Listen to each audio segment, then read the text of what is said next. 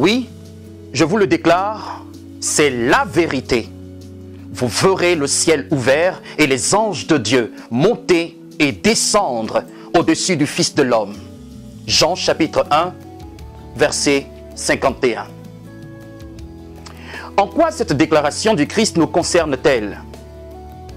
Telle est la question que nous nous sommes posée dans la précédente vidéo. Vous et moi, chers amis, savons que le Seigneur Jésus continue, à travers les générations, de manifester sa présence parmi les hommes.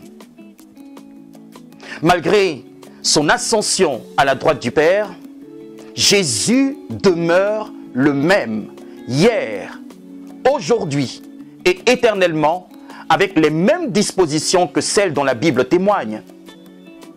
Mais c'est à nous d'entrer dans le mystère de cette précieuse présence.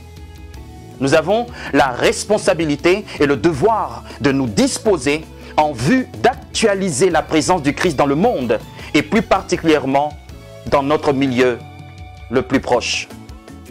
La première chose qu'il faudra souligner, c'est que la présence du Seigneur est manifeste là où les chrétiens apprennent à être ensemble. Dieu se rend accessible là où 2 ou 3 se réunissent en son nom. C'est ici que les enfants de Dieu doivent cesser de se rassembler pour une cause humaine, si religieuse soit-elle.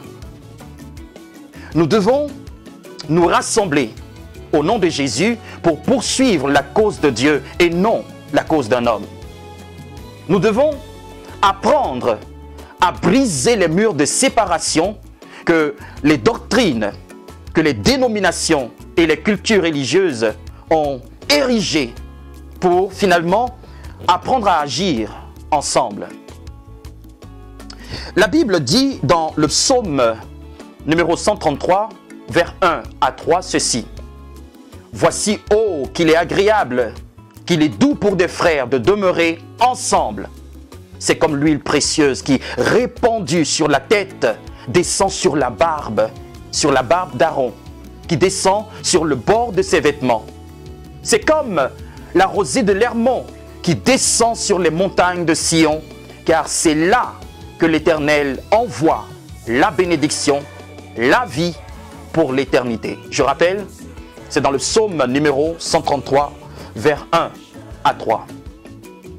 Remarquez, chers amis, que le lieu où l'Éternel envoie la bénédiction, le lieu où le ciel libère la vie pour l'éternité, est attaché uniquement à la capacité des frères et des sœurs à demeurer ensemble.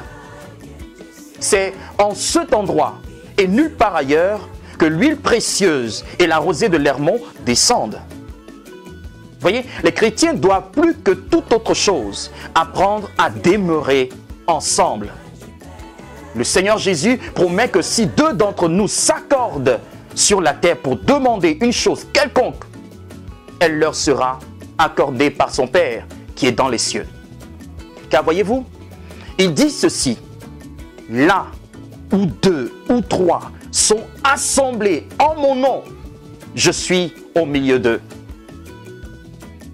Ainsi que vous le notez, c'est dans la capacité des frères à demeurer ensemble qu'est libérée la bénédiction en abondance. C'est dans leur aptitude à s'assembler au nom du Seigneur Jésus que la présence fidèle de Dieu est actualisée. Alléluia. C'est dans leur détermination à s'accorder les uns avec les autres que la prière de l'Église devient plus efficace, plus puissante que toutes les armées réunies. Il est écrit en Matthieu chapitre 18, versets 19 et 20, ceci.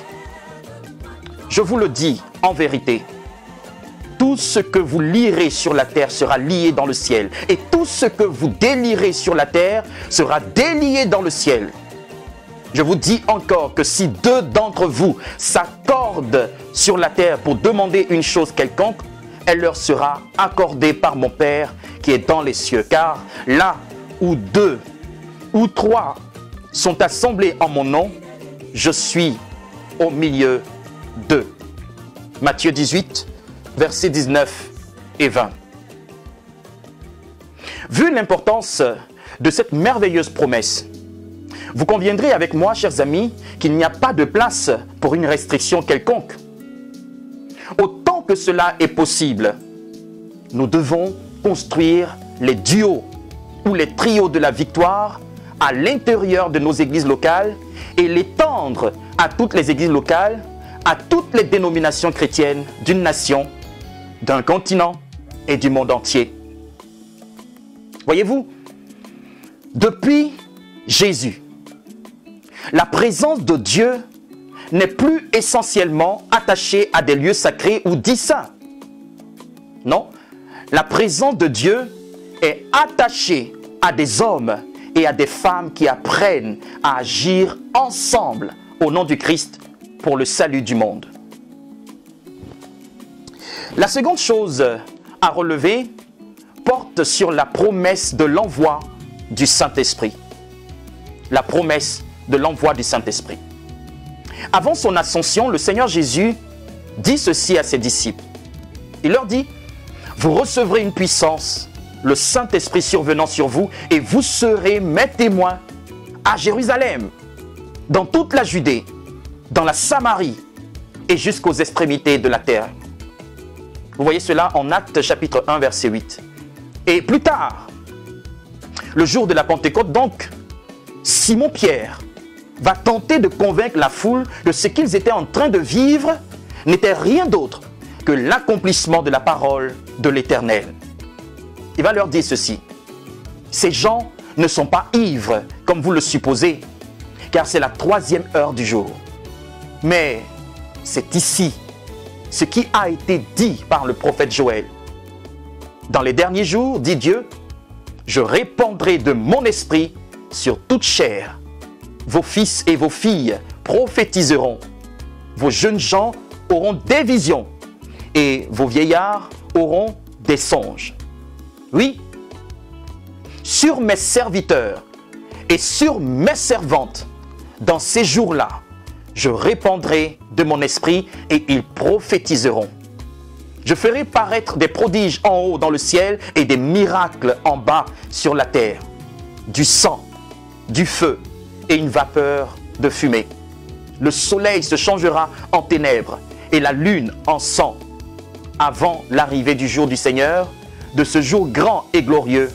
Alors quiconque invoquera le nom du Seigneur sera sauvé. Nous voyons cela dans Actes chapitre 2 à partir du verset 15 jusqu'au verset 21. Bien-aimés frères et sœurs, nous notons ici que Dieu n'a pas fait la promesse de répandre son esprit sur des lieux saints, sur des montagnes ou sur des bâtisses religieuses. Non. Dieu a plutôt promis de répandre son esprit sur ceux et celles qui croient en son nom, au nom du Fils de Dieu, Jésus-Christ. Celui donc qui a le Christ en lui possède l'espérance de la gloire du Fils de l'homme, la gloire de Jésus-Christ. Il peut désormais devenir la Béthel de Dieu, le temple vivant du Seigneur, à l'exemple du Christ selon qu'il est écrit. Ne savez-vous pas que vous êtes le temple du Saint-Esprit? Alléluia. 1 Corinthiens chapitre 6 verset 19. Ainsi, chers amis, vous êtes le temple de Dieu en chair humaine. Vous portez Dieu en vous et avec vous. Et Dieu vous porte en lui et avec lui. Souvenez-vous que rien dans le siècle présent, ni dans le siècle à venir, ne pourra vous séparer de Dieu et de son amour manifesté en Jésus-Christ. Le Seigneur a promis être avec vous tous les jours jusqu'à la fin. Vous êtes son représentant. Vous êtes son ambassadeur parmi les gens d'aujourd'hui. Vous êtes son reflet et l'écho de sa puissante voix. Vos mots portent la vie. Vos mots communiquent le mouvement divin à toutes choses autour de vous. Par les paroles puissantes et majestueuses que le Saint-Esprit vous inspire, vous pourrez, au moment venu, briser les cèdres et les faire bondir comme des veaux. Vous pourrez faire jaillir des flammes de feu pour incendier les œuvres du diable autour de vous, dans votre famille, dans votre communauté, dans votre village et partout. Tandis que les autres tremblent devant l'effroyable désert du Kadès, l'enfant de Dieu que vous êtes lui fait peur. Pourquoi? Eh bien, parce que la voix de Dieu qui retentit à travers vous est si puissante qu'elle fait s'enfuir le désert au-devant de vous pour donner en héritage à vous et aux vôtres une terre refleurie. Alléluia. Si vous faites retentir la voix de Dieu, eh bien, vous ferez enfanter la biche, ainsi que tout ce qui autour de vous avait du mal à être fructueux et productif. Chers bien-aimés, Dieu vous a fait devenir lumière du monde. C'est dire que votre vie, vos paroles et vos actions sont les moyens par lesquels le ciel éclaire le chemin de la vie éternelle sous les pas mal assurés de ceux et celles qui se perdent. Voyez-vous, Dieu vous destine à devenir pour les autres la porte qui leur donne accès au ciel, le ciel de l'espérance et de l'abondance. À travers un simple mortel comme vous, le ciel s'est rapproché de ceux et celles qui vous entourent. Par des fils et des filles de l'homme comme chacun d'entre nous, les trésors incorruptibles des cieux se rendent disponibles pour notre génération. Nous sommes donc le contact de Dieu avec le monde d'aujourd'hui.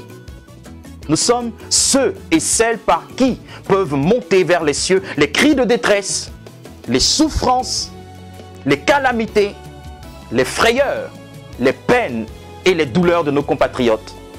Oui, bien-aimés, nous sommes les ultimes canaux par lesquels Dieu déploie au monde ses grâces et ses bénédictions. Nous sommes la connexion de Dieu en chair humaine. Alléluia. Oui, bien-aimés, Dieu, comme le disait un grand évangéliste, Dieu n'a que notre cœur pour exprimer sa compassion autour de nous. Il n'a que nos bras pour enlacer ceux et celles que le monde rejette et condamne. Il n'a que nos pieds pour aller vers les damnés, vers les incompris, vers les marginalisés. Dieu n'a que nos yeux pour voir les misères, les maltraitances, les violations et les souffrances des gens sans défense et des démunis de notre société. Dieu n'a que nos vêtements pour couvrir la nudité de ceux et celles que la méchanceté et la cruauté des hommes mettent à nu. Le ciel n'a que notre bouche pour annoncer l'espérance, pour défendre les droits des plus faibles. Dieu n'a que notre poche et notre compte en banque pour subvenir aux besoins matériels et financiers de son œuvre autour de nous. Il n'a que notre esprit pour démontrer son intelligence, pour démontrer sa sagesse, pour démontrer sa connaissance, son savoir-faire, ses compétences en vue de nous pousser à faire la différence. Comme vous pouvez le voir, vous et moi sommes le repère par lequel les gens de notre génération peuvent avoir accès à Dieu. Ils n'ont que nous comme lumière du monde et celle de la terre. À travers nous, ils peuvent voir les anges monter et descendre sur les fils et les filles de Dieu que nous sommes. Ainsi, tout n'est pas perdu. Il y a encore de l'espoir. La Béthel de Dieu est encore dans la place. L'Église de Jésus-Christ est encore debout. Il suffit que les chrétiens et les chrétiennes, de quelque bord que ce soit, sachent demeurer ensemble pour témoigner de l'amour du Père, du Fils et du Saint-Esprit. Il suffit que l'Église sache faire mouvement vers les besoins de cette génération en vue de laisser couler la providence du ciel. Jésus dit, oui, je vous le déclare, c'est la vérité. Vous verrez le ciel ouvert et les anges de Dieu monter et descendre au-dessus du Fils de l'homme. Chers amis, Dieu nous lance une invite solennelle. Une invite solennelle à nous approprier cette parole du modèle par excellence, Jésus-Christ, le Fils de l'homme. Cette parole peut devenir la nôtre si bien entendu nous sommes déterminés à démontrer la foi qui nous habite et qui jusque-là est restée au stade d'une ferme assurance. Nous pouvons, si nous le voulons bien, devenir dès aujourd'hui le canal privilégié de Dieu dans le domaine spécifique qui est le nôtre. Là où le ciel vous a placé, là où le Saint-Esprit vous a positionné, là où vous êtes en ce moment, chers amis, vous pouvez devenir un breuvage divin pour les hommes qui ont si grandement besoin de rencontrer le Dieu de la Bible. Si hier, Pierre, Jacques, Jean et Thomas ont pu voir, entendre et toucher Dieu à travers Jésus, eh bien aujourd'hui, Salif, Conan, Mariam et Chimou peuvent voir, entendre et toucher Dieu à travers toi et à travers moi. Dès aujourd'hui, dès maintenant même, vous pouvez dans un simple moment de prière demander au Seigneur d'ouvrir vos yeux sur les misères, sur les maltraitances, les violations et les souffrances des sans défense, des démunis, de notre famille, de notre village, de notre société. Demandez-lui de se servir de votre cœur pour exprimer sa compassion autour de vous. Demandez-lui de se servir de vos bras pour enlacer ceux et celles que le monde rejette et condamne. Puisse Dieu se servir de vos pieds pour aller vers les damnés, les incompris et les marginalisés. Puisse-t-il se servir de vos vêtements pour cacher la nudité de ceux que la méchanceté et la cruauté des hommes mettent à nu. Que l'Esprit de Dieu utilise votre bouche pour annoncer l'espérance et défendre les droits des plus faibles. Que la providence de Dieu se serve de votre poche et de votre compte en banque pour subvenir aux besoins matériels et financiers de son œuvre autour de nous. Puisse le ciel utiliser votre esprit à l'effet de démontrer l'intelligence, la sagesse, la connaissance, le savoir-faire et les compétences incomparables de Dieu afin que vous fassiez la différence là où le destin vous a positionné. Prions ensemble le Seigneur.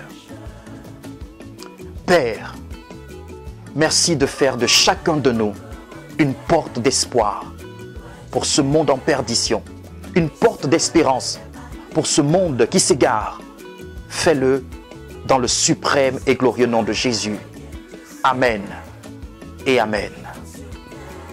Chers amis, je voudrais dire mon admiration et tout mon respect pour la porte céleste que vous êtes. Le monde attend tellement de vous.